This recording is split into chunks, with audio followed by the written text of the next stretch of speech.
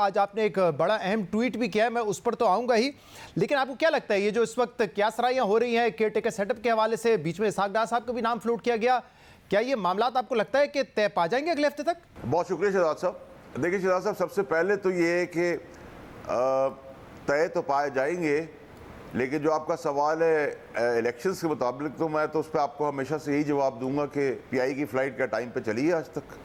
नहीं, पीआई की फ़्लाइट अक्सर डिले हो जाती है, ताख़ीर होती है उसमें, तो क्या आप ये कह रहे हैं कि इलेक्शंस भी ताख़ीर का शिकार हो सकते हैं? मैंने तो सर, आप इसके बीच में इंटेलिजेंट आदमी है, खुद निकाल ले। मैंने कहा कि पीआई की फ़्लाइट टाइम पे आज तक उड़ी है, जब वो उड़ेगी तो हर चीज़ टाइम पर होना शुरू हो जाएगी। हाँ, मैंने कहा कि ऐसा तो नहीं हुआ है अब तक। तो इस वक्त फैसल साहब, जो इलेक्शंस के मामलात हैं कि वो वक्त पे होने चाहिए, इस हवाले से कोई इख्तलाफात हैं इस वक्त? इख्तलाफात तो सर पार्टी के अंदर हैं, नून लीग के अंदर गड़े हुए इख्तलाफात है, बाकी पॉलिटिकल कैंप्स के अंदर हैं, पीडीएम के अंदर बंदर बांट की लड़ाई है, तो लड़ाई तो आपको अंदर पॉलिटिकल कैंप्स में नज़र आ रही है। लेकिन जो मेरा स्पेसिफिक वो है वो ये कि देखिए, जिन लोगों को आप लोग हिट कर रहे हैं डायरेक्टली इनडायरेक्टली, उनका कोई लेना देना नहीं है, और आप पाकिस्तान मुतहम्मिल नहीं हो सकता इन सब चीज़ों का। अब ये तमाशा बंद कर दें। इमरान खान साहब ने एक्चुअली इन सब 13 पार्टियों का मिल के जो ख्वाहिश, सोच, दिल में बुग़्ज़ था, वो ट्रे में रखकर एक लाइन और आगे क्रॉस करके पूरा किया है। तो ये सब एक ही हमाम में है। तो आपके ख्याल में ये जो हिट किया जा रहा है बार बार, और आपने मरियम औरंगज़ेब साहबा के बयानात इंटरव्यू का हवाला दिया, तो वो क्यों हुकूमत जिम्मेदारी नहीं ले रही? क्योंकि जाहिर सी बात है, उनस तो सेंसरशिप का, किसी सहाफ़ी के गायब होने का, वो तो हुकूमत वक्त पर आता है, तो क्यों वो जिम्मेदारी खुद नहीं ले रहे, दूसरे पर डाल रहे? ये तो शहजाद इकबाल साहब, आप जैसे काबिल एंकर का काम है कि इस पे इतने सवाल उठाए कि आदमी के पसीने निकल जाए, और आपको सवालात करके इंसान के पसीने और कपकपी निकालने में देर नहीं लगती। ये तो आपका सवाल होना चाहिए और उनको जवाब देना होगा। और ये आप कह रहे हैं कि पीपल्स पार्टी और नून लीग के अंदर तो इख्तलाफात हैं इलेक्शन पे, लेकिन क्या इस्टेब्लिशमेंट और हुकूमत के दरमियान भी इख्तलाफ है इस बात पे कि इलेक्शन कब होने चाहिए? ये तो इस पर तो मैं कुछ नहीं, कोई कमेंट नहीं कर सकता शहजाद इकबाल साहब, लेकिन जिस हिसाब से प्लानिंग के हिसाब से पीडीएम की तमाम पार्टियां जिस तरीके से हीट हल्के हल्के जनरेट कर रही है, तो आग लगते हुए देर भी नहीं लगती। और खुदा ना खास्ता आग लग गई तो फिर क्या होगा आपके ख्याल में?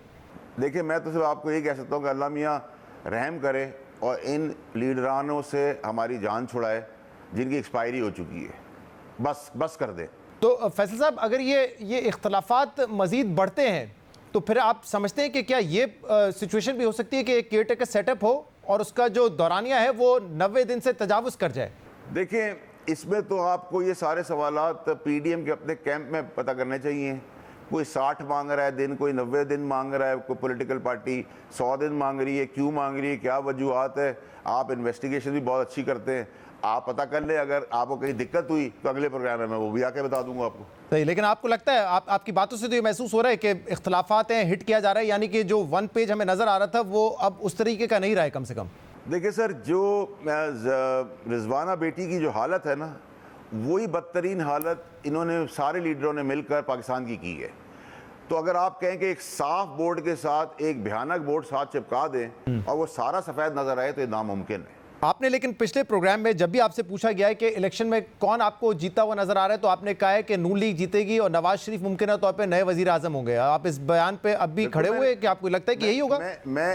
देखिए, मैंने आपको कहा था, क्योंकि जब मैदान से पीटीआई हट जाएगी तो सेकंड लार्जेस्ट पार्टी जो है वो नून लीग बनती है। हाँ। लीड करने के लिए नवाज शरीफ आएंगे, ट्रस्ट डेफिसिट है जिस वजह से डार साहब का नाम आया, और लीड करेंगे, और किसी सूरत में स्टॉप गैप अरेंजमेंट के तहत थोड़े दिन के लिए कोई और वजीर आज़म बन जाए, फिर नवाज शरीफ साहब आ जाए। आज़ाद उम्मीदवार ज़्यादा होंगे। इस्तेकाम पाकिस्तान और पार्लियामेंट्री पीटीआई मिल के हुकूमत बनाएगी। जब तक वो पुर्जे चलेंगे ये इंजन काम करता रहेगा, वो पुर्जे ज़रा से भी हिले तो ये इंजन बैठ जाएगा, सीज हो जाएगा। और मैं अगले 10, 15, 20 साल तक कोई किसी को मेजॉरिटी भी नहीं लेता हुआ देख रहा। सही, लेकिन ये ट्रस्ट डेफिसिट, आपने कहा ट्रस्ट डेफिसिट है, इसीलिए इसहाक डार साहब का नाम आया था, इसका क्या मतलब है? देखिए जी, जो एक इनके दिल में, क्योंकि जब इंसान के दिल में खोट होता है, चोर होता है, बुग़्ज़ होता है, और वो मैं तमाम पार्टियों की बात कर रहा हूँ इंक्लूडिंग पीटीआई और 13 पीडीएम की पार्टियाँ, तो वो हमेशा डरते हैं। वो ये सोच रहे हैं कि 90 डेज से अगर एक्सटेंड हो गया तो उस स्टॉप गैप अरेंजमेंट में बैक कवर करने के लिए उनका अपना बंदा वहाँ सीट पे मौजूद हो। जैसी आपने हरदर्मी अभी काबीना में देखी, बंदर बांड आपने देखी, बहन बेनोई खाला मामा ताया सभी अकोमोडेट किए गए हैं।